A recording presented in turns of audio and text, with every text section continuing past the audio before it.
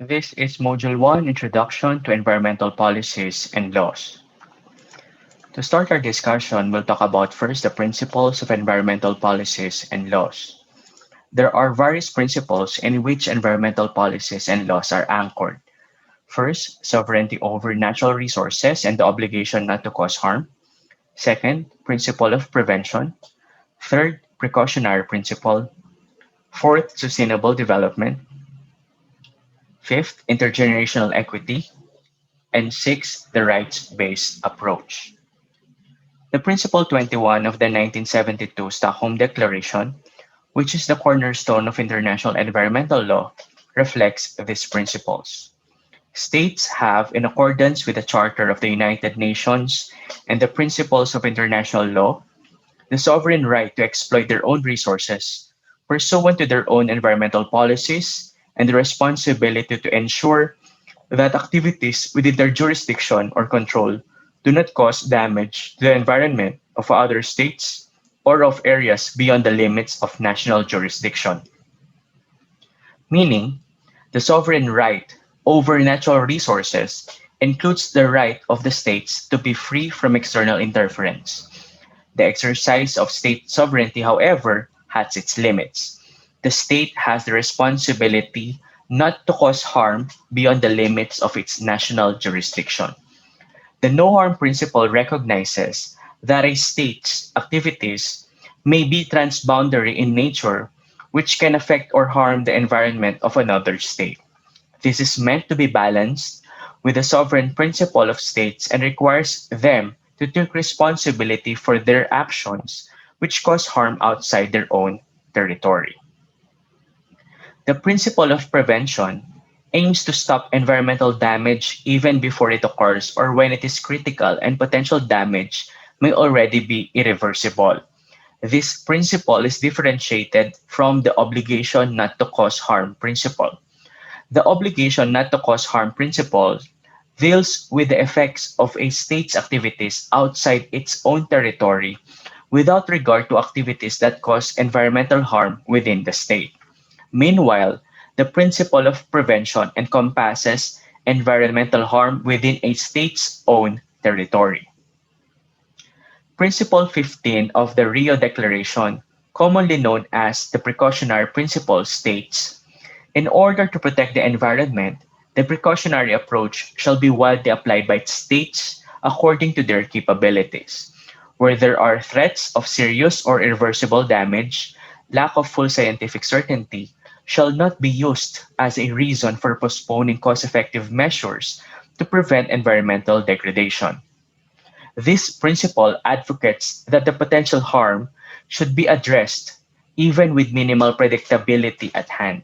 It is designed to provide the basis for early international legal action to address serious environmental threats in cases where there is ongoing scientific uncertainty with regard to the causes of these threats. Sustainable development is the process of developing lands, cities, businesses, communities, and so forth that meets the needs of the present without compromising the ability of future generations to meet their own needs. The concept of sustainable development carries two key concepts. First is the existence of needs with particular focus to the needs of the poor. Second is that the environment has limitations in meeting the needs of the present and future generations. The principle of sustainable development addresses the need to reconcile issues of development and environmental protection.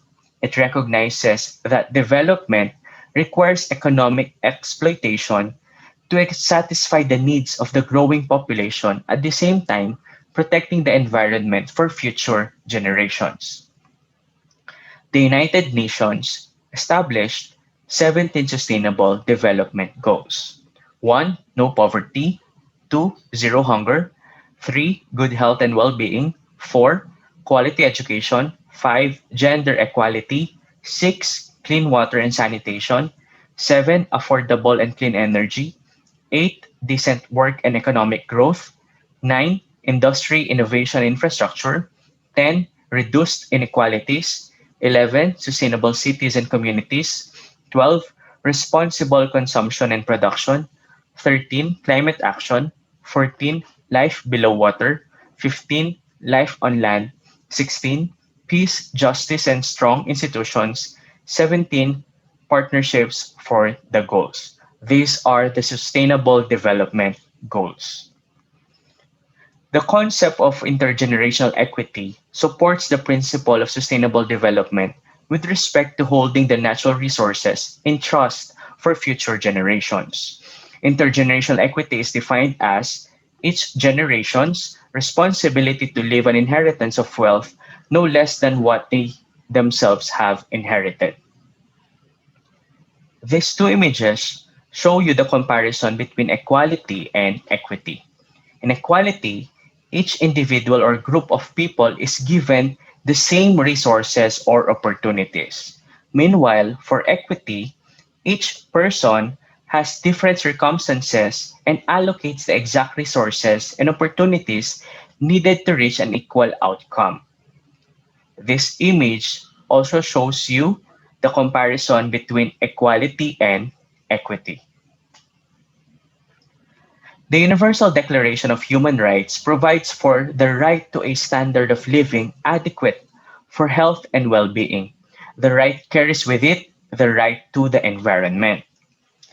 In the Principle 1 of the 1972 Stockholm Declaration states, man has the fundamental right to freedom, equality, and adequate conditions of life. In an environment of equality that permits a life of dignity and well being, and he bears a solemn responsibility to protect and improve the environment for present and future generations. In this respect, policies promoting or perpetuating apartheid, racial segregation, discrimination, colonial and other forms of oppression, and foreign domination stand condemned and must be eliminated. This principle is further recognized by the Rio Declaration. The Rio Declaration contained 27 principles with the goal of ensuring the protection of the environment and promoting sustainable development. In the Principle 1 of Rio Declaration, it states that human beings are the center of concerns for sustainable development. The Rio Declaration underlines the obligation of states not to cause harm beyond their jurisdiction, to meet the environmental needs of present and future generations, and to consider environmental protection as an integral part of development. These are the 27 principles stated in the Rio Declaration. 1. Role of humans. 2. State sovereignty. 3. Right to development. 4. Environmental protection in the development process. 5. Eradication of poverty. 6. Priority for the least developed. 7. State cooperation to protect ecosystem. 8. Reduction of unsustainable patterns of production and consumption. 9. Capacity building for sustainable development. 10. Public participation. 11. National environmental legislation. 12. Supportive and open international economic system. 13. Compensation for victims of pollution and other environmental damage. 14. State cooperation to prevent environmental dumping. 15. Precautionary principle. 16. Internationalization of environmental costs. 17. Environmental impact assessments. 18. Notification of natural disaster. 19. Prior and timely notification. 20. Women have a vital role. 21. Youth mobilization. 22. Indigenous peoples have a vital role. 23. People under oppression. 24. Warfare. 25. Peace, development, and environmental protection. 26. Resolution of environmental disputes. And 27. Cooperation between state and people. Under the rights-based approach, the right of persons to environmental protection has the same level as basic human rights. The adoption of this approach plays a crucial role in litigation because persons would be allowed to litigate on the basis of their right to a healthy environment in the same way that they can litigate for violations of their civil and socioeconomic rights. Let's now discuss the environmental policies and laws. Let's first differentiate policy and law.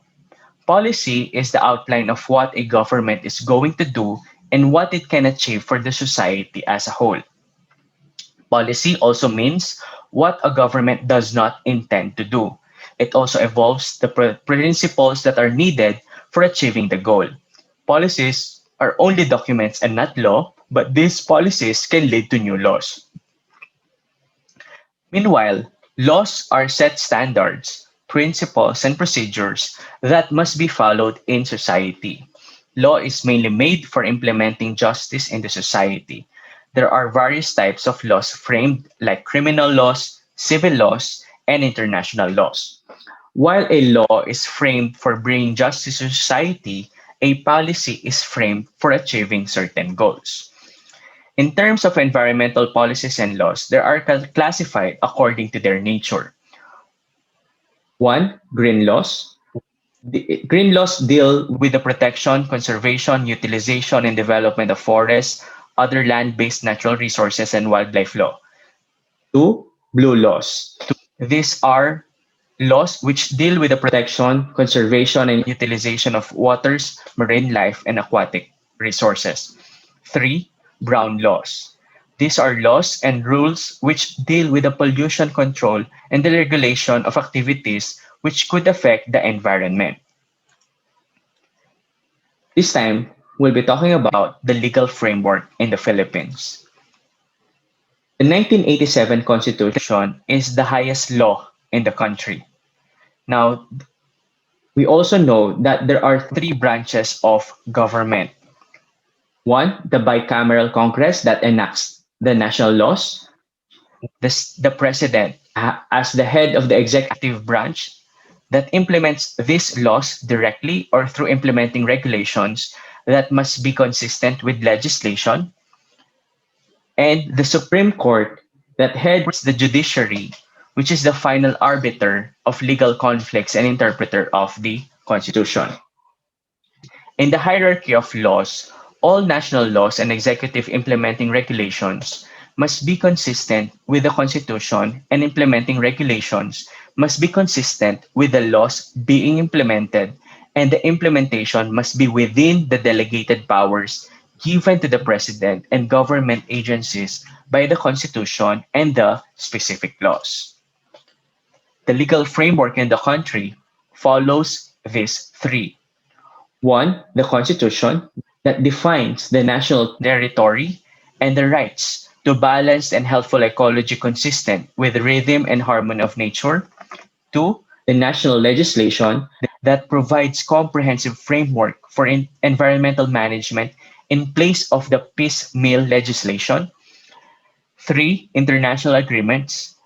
The Philippines adopts the generally accepted principles of international law as part of the law of the land. These are the international agreements on environment and natural resources and their counterpart, domestic implementing legislation. We have international agreements and domestic legislations on coastal and marine, ozone, climate and disaster risk, wildlife and biodiversity, waste and hazardous substances, food and agriculture, culture and heritage, and access principles. All of the mentioned international agreements and national laws are decreed to protect and manage our environment for the future generations. In this chapter, we have learned the following. The key principles in environmental policies and laws include sovereignty over natural resources and the obligation not to cause harm, principle of prevention, precautionary principle, sustainable development, intergenerational equity, and rights-based approach. Policy is the outline of what a government is going to do and what it can achieve for the society as a whole, while laws are set standards, principles, and procedures that must be followed in the society.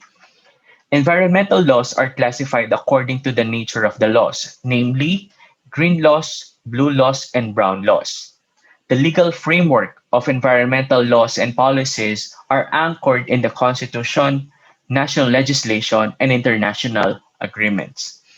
The Philippines adopts international laws as part of the law of the land, hence, domestic implementing legislations are promulgated.